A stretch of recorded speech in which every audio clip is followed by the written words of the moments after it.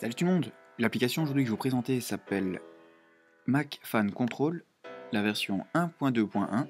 Cette application permet de gérer votre ventilateur de votre Mac et aussi sur Windows, donc tout dépendra de la version que vous allez installer. L'avantage de cette application, c'est que vous pouvez connaître en temps réel le nombre de tours par minute de votre ventilateur.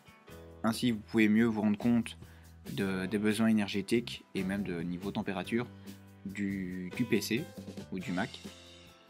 Alors comme vous pouvez voir, vous avez cette fenêtre. Sur Mac, vous pouvez laisser afficher en même temps ici dans la barre d'outils ou de menu, dans la barre de menu, le nombre de tours par minute. Donc vous avez ici le nombre de ventilateurs, moi j'en ai qu'un seul sur mon MacBook Pro vu que c'est un portable.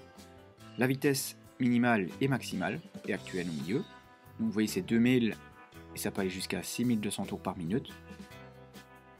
Ensuite vous avez le contrôle, soit ça reste en automatique, là c'est le Mac qui gère, ou vous avez custom pour pouvoir personnaliser la vitesse du ventilateur.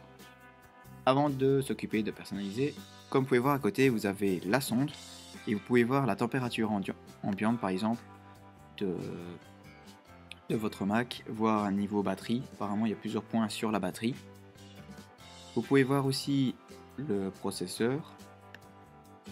Ici c'est la mémoire RAM et d'autres éléments ainsi que vos disques durs, donc périphériques de stockage. Donc ici c'est mon SSD, comme vous pouvez voir il est à 31 degrés et mon disque dur il est à 31 degrés. Alors dans Custom vous pouvez choisir la vitesse constante que vous désirez sur votre Mac. Ici par exemple pour le test je vais vous le mettre à 6200 tours, comme ça vous allez bien l'entendre comme quoi ça fonctionne.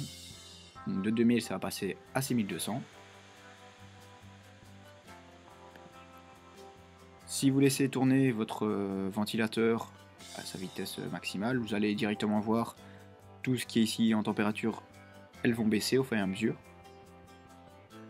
Après 1 heure d'utilisation, je me suis amusé à laisser un petit temps sur 6200 tours et j'ai facilement perdu à chaque fois 10 degrés.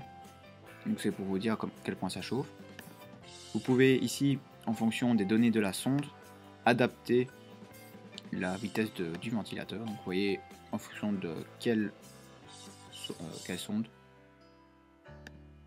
Ce que je vous conseille si vous utilisez un PC portable, c'est d'acheter ceci.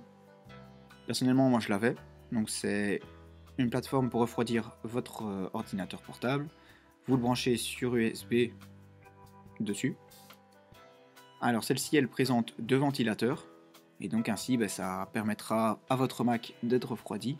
Et même si vous ne faites pas tourner, ça permettra au moins que le bas du Mac, donc où il est posé, ne fasse pas en sorte que ça le chauffe inutilement. Donc par exemple ici, mon Mac est sur une nappe, et il y a du plastique aussi en dessous. Donc le problème, en le laissant trop tourner, l'aluminium il chauffe, le tissu chauffe, et ça fait que monter la température du Mac inutilement.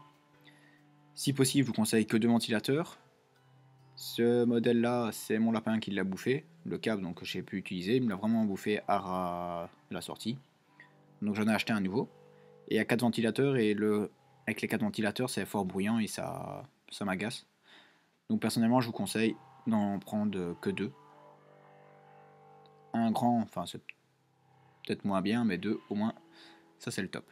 Et donc voilà, donc si vous avez des questions ou autres, ou même envie de me dire autre chose, vous pouvez me le mettre dans les commentaires, et je vous y répondrai au plus vite comme d'habitude. Et donc voilà.